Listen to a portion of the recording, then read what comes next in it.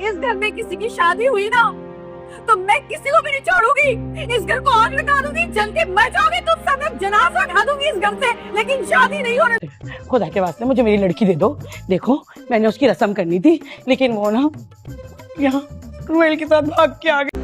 आए हाय, जिसकी इतनी बदनामी हो उसकी अकल कहाँ काम करती है, उसकी समझदारी तो बंद हो जाती है। भैया सिर्फ मुझे ये बता दो कि तुम, ये खुदा का वास्ता है कि ऐसे खामखा से इल्जाम मत दो। रोहेल बेचारा है तो बुखार में पड़ा हुआ है सुबह से, एक्सीडेंट की वजह से।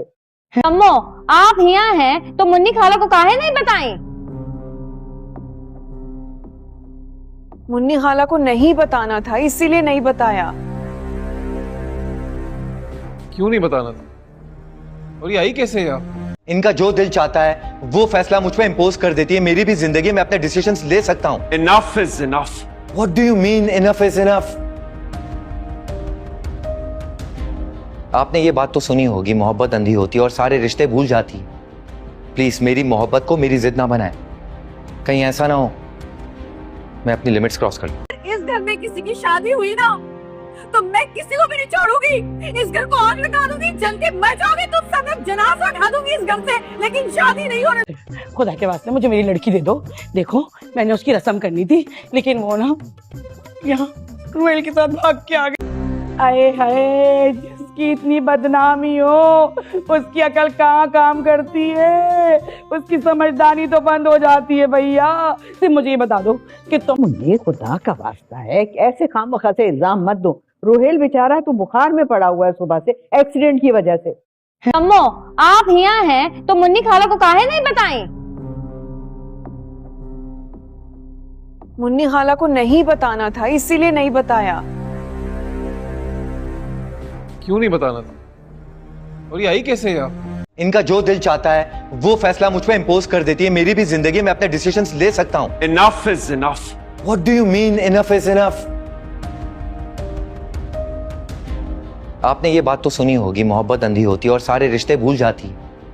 प्लीज मेरी जनाब ने देखा कि मुन्नी खाला जब उसके घर आती है अपनी बेटी को ढूंढने के लिए, तो वहाँ पर आगे मुसरत बैठी हुई होती है और मुसरत ये तमाशा देखना शुरू हो जाती है और कहती है कि इसको क्या हो गया, ये पागल तो नहीं होगी, ये क्यों हमारे घर आई है अपनी बेटी को ढूंढे। इसकी बेटी को कोई हमने छुपाया हुआ, मैंने तो उसकी बेटी को धक्के मार के इस घर से निकाल दिया था। तो जब वो मुसरत के पास आती है और कहती है कि अल्लाह के वास्ते मेरी बेटी मुझे वापस कर दो, क्यों ना कि आज मैंने उसकी दुआ खैर करी, यानी कि ज़ुबान देनी थी, लेकिन वो भाग कर यहाँ आ गया। वो कहती है कि तुम सस्तिया तो नहीं गई, वो यहाँ कैसे आ सकती है। वो कहती है कि वो रोहेल के पीछे भागकर आ गई, क्योंकि वो रोहेल को पसंद करती थी और वो कहती थी कि मैं रोहेल के अलावा किसी के साथ शादी नहीं करना चाहती। इस बार मुसरत सोच में पड़ जाती है और मुसरत कहती है ऐसे कैसे हो सकता है, अगर वो मेरे घर में है तो हमें पता ही नहीं। और इधर आप देखेंगे कि वो जब भाग कर आती है और बुशरा के पास आती है और बुशरा को सारा कुछ बता देती है और बुशरा को कहती है कि मैं कभी भी रोहेल के सिवा किसी के साथ शादी नहीं करूँगी। इस शादी क्या, मैं तो किसी के लिए सोच भी नहीं सकती। बुशरा आप मेरी मदद करें, मैं आपके घर रहना चाहती हूँ, मेरी माँ को मत बताएं, मैं किसी से भी शादी नहीं करना चाहती, क्यों ना कि मेरा रिश्ता आया हुआ और मैं इस लड़के से शादी नहीं करना चाहती। तो उस पर आगे से बुशरा कहती है कि ठीक है मैं तुम्हारा साथ दूंगी और तुम्हारी शादी रोहेल के साथ करवाऊंगी। वो उसे छुपा देती है और जब वो यहाँ पर आकर मुन्नी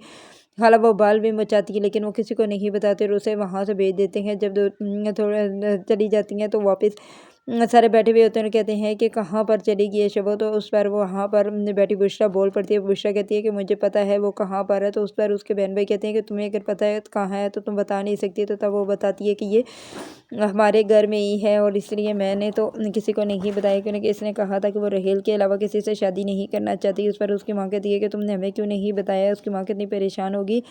तो उस पर वो यही कहती है कि उसने तो मना किया हुआ था कि मैं उसकी माँ को नहीं बताऊँ, इसलिए।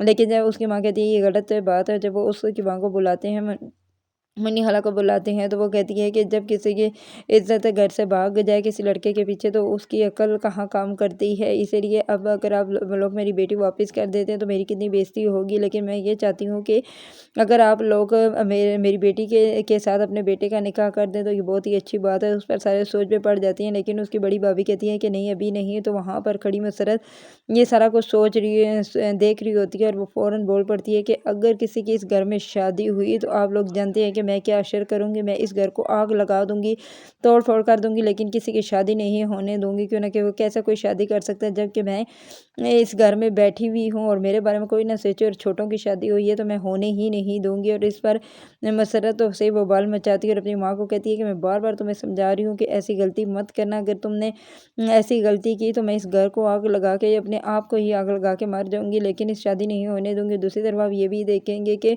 जवाद फवाद अपनी माँ को ये कहता है कि आप जो भी फैसला करते हैं मेरे सर पर ठोंक देती हैं, लेकिन मैं इस बार आपका फैसला नहीं मानूंगा। मैं बुशरा को पसंद करता हूँ और बुशरा के लिए मैं कुछ भी कर सकता हूँ। अगर आपने बहुत ही मेरे पे फैसला ठोसने की कोशिश की तो मैं आपके ख़िलाफ़ भी जा सकता हूँ।